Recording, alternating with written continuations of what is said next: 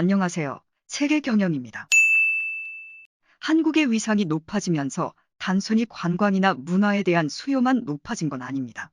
이제는 아예 한국인이 되고 싶다는 사람들도 크게 늘어나고 있는데요. 실제로 한국의 생활 수준이나 급여, 치안, 인프라, 문화 수준은 이미 세계 정상 수준을 달리고 있기 때문에 그에 따라 한국이라는 나라 자체에 완전히 매료된 이들의 숫자도 매우 많습니다. 이에 몇몇 외국인들은 한국에서 영구적으로 거주하는 방법, 즉 영주권을 취득하거나 한국인으로 귀화하는 과정을 묻고 그 정보들을 커뮤니티에서 서로 주고받고 있다고 합니다. 개발도상국의 사람들이 단순히 경제적인 목적으로 한국에 넘어오던 시대를 넘어 이제는 구미 선진국의 10대나 20대들도 한국인이 되는 것을 꿈꾸고 있는 뿌듯한 현상인데요. 물론 한국은 결코 만만한 나라가 아니기 때문에 그 국적을 취득하는 난이도도 굉장히 높습니다. 해외 네티즌들이 한국인 귀화와 관련해 서로 이야기를 주고받는 커뮤니티의 글들을 한번 살펴보겠습니다. 우선 나는 미국인이야. 학창 시절부터 한국 문화에 매료돼서 벌써 몇 번이나 한국 여행을 다녀왔지만 아직도 만족스럽지 못해. 이제는 한국으로 귀화하고 싶어.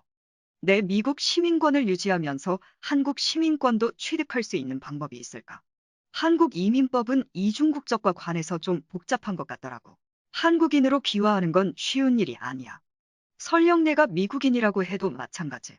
한국인과 결혼해서 귀화하는 방법도 있지만 대신 한국 영토 내에서 미국 국적을 절대로 행사하지 않겠다는 서약을 해야 돼.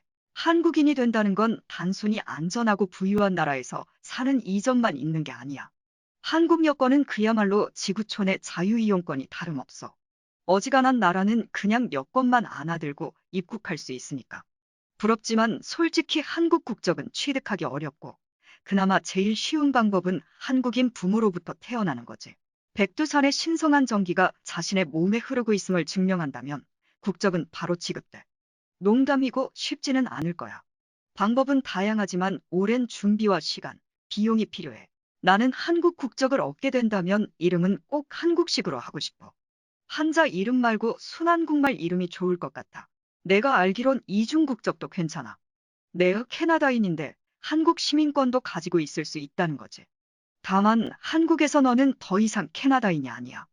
한국 안에서 캐나다인으로서의 권리를 완전히 포기한다면 한국 시민권은 유효해. 한국 시민권은 고사하고 최소한 영주권이라도 얻고 싶어. 그렇지만 우리나라 필리핀 사람이 한국 영주권을 얻는 건 그야말로 평생이 걸려도 힘든 일이지. 국적 취득에 한국인과의 결혼이나 재산도 중요하기는 하지만 한국은 귀화할 때 한국어와 한국 역사 시험을 치러. 이게 가장 중요한 부분이야. 한국어 실력이 충분하지 않다면 국적 취득은 절대 불가능해.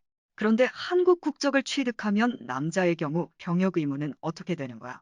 나는 이미 싱가포르에서 군대를 다녀왔기 때문에 또 가는 건 무리야. 나는 운 좋게 한국인 와이프를 둔 덕분에 한국 국적을 얻었어. 나는 미국인인데 한동안 영주 비자를 받아서 한국에서 살다가 어딘가 부족함을 느껴서 결국 한국인으로 귀화해버렸어. 조건을 충족시키려면 최소한 5년 정도는 걸리고 한국어 공부도 열심히 해야 해. 그렇지 않으면 귀화 시험에서 탈락한다고. 나는 러시아에서 태어났지만 한국 국적을 취득해서 이제는 한국이냐. 러시아인일 때는 러시아 여권으로 갈 수 있는 나라가 많지 않았지만 지금 한국 여권은 완전히 만능이라고. 실제로 삶의 질도 굉장히 높아졌어. 한국 국적을 취득한 건 내가 지금까지 한 일 가운데 제일 잘한 일이야. 혹시 한국 귀화 시험을 봤던 사람들 있으면 대답해줘. 귀화 시험에서 가장 어려웠던 부분이 뭐였어? 나는 필기 시험이나 역사 시험은 준비를 충분히 해놓아서 괜찮았어. 그렇지만 구술 시험은 정말 어려웠어. 단순히 언어 능력만 보는 게 아니고 한국인으로서의 기초 소양이나 자질도 보는 시험이었거든. 조언을 하나 주자면 독도가 어느 나라 땅인지 확실히 알아두라고.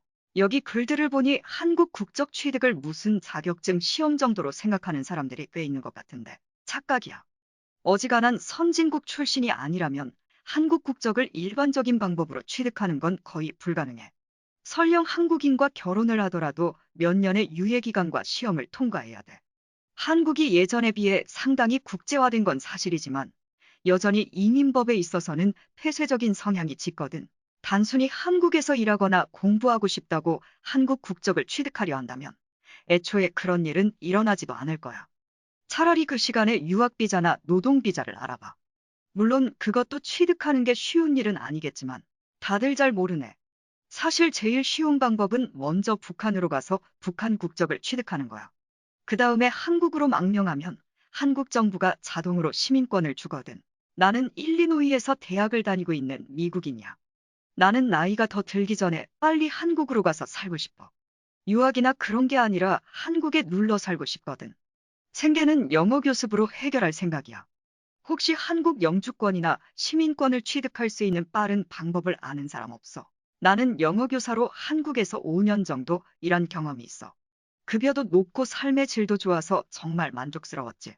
하지만 단순히 한국에서 영어를 가르치는 직업으로 한국 국적이나 영주권을 취득하는 건 불가능해. 한국 내에서 영어 교육에 대한 수요가 높기 때문에 이를 구하는 것 자체는 그렇게 어렵지 않지만 국적을 취득하는 건 전혀 다른 문제야.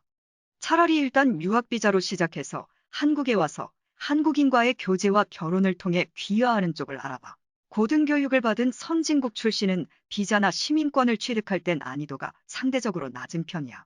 보니까 한국에서 살아보지도 않고 한국에 대해 자세히 알지도 못하면서 그저 한국에 대한 환상만 가지고 한국인이 되고 싶다는 사람들이 많네. 환상과 현실은 다른 거야. 한국이 굉장한 나라인 건 사실이지만 아예 그 나라 사람이 된다는 건 전혀 새로운 문제야. 이렇듯 국적 취득의 난이도를 실감하지 못하고 환상을 품은 이들부터 실제로 기와의 성공에 자랑스러워하는 이들이 뒤섞여 한국인들이 보기에 제법 재밌는 모습을 보여주고 있습니다. 정상적이고 합법적인 방법으로 노력해서 한국 국적을 취득하고 스스로 한국인이 된 이들을 우리도 따뜻한 마음으로 환대해 줄 필요가 있을 것으로 보여집니다. 시청해 주셔서 감사합니다. 세계경영이었습니다.